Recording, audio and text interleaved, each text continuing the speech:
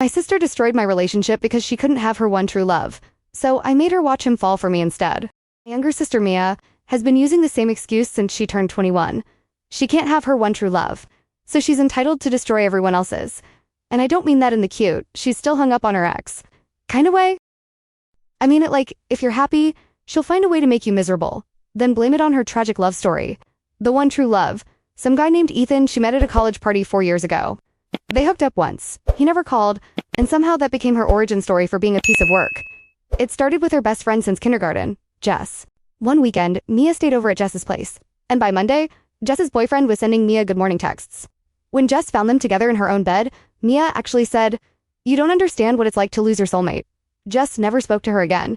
Then came our cousin's engagement party. Mia showed up in a dress that cost more than my rent. She got wine drunk and cornered the groom in the bathroom. His exact words later, she kept saying I reminded her of someone special.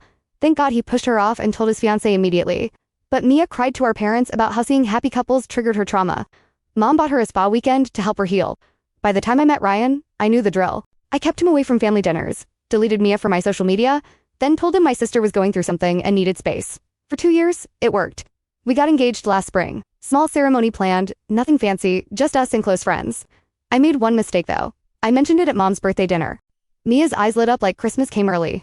"I'm so happy for you," she said while hugging me. "When do I get to meet him?" A week later, Ryan showed me his phone, laughing. "Your sister found me on Instagram with some fake account. Look at these messages." We read them together, mocking her desperation, and then he promised to block her.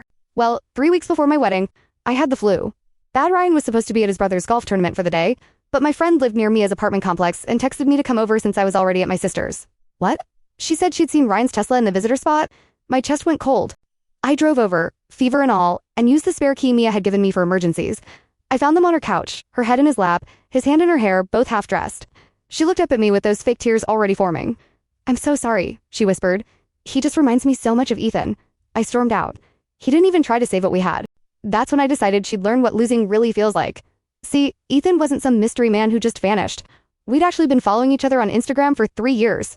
We had mutual friends from college, the occasional like on each other's posts, but never really talked. He lived 3 hours away, worked as a physical therapist, and posted videos of his golden retriever. So, I slid into his DMIs with a simple message, "Hey, this is weird, but my sister had a thing for you in college and just ruined my wedding. Want to help me ruin her life?" He responded in 12 minutes. Mia, the girl who showed up at my mom's house, I'm in. Turns out she'd driven to his hometown, introduced herself to his mother as his girlfriend, and tried to convince the poor woman she was going to be her daughter.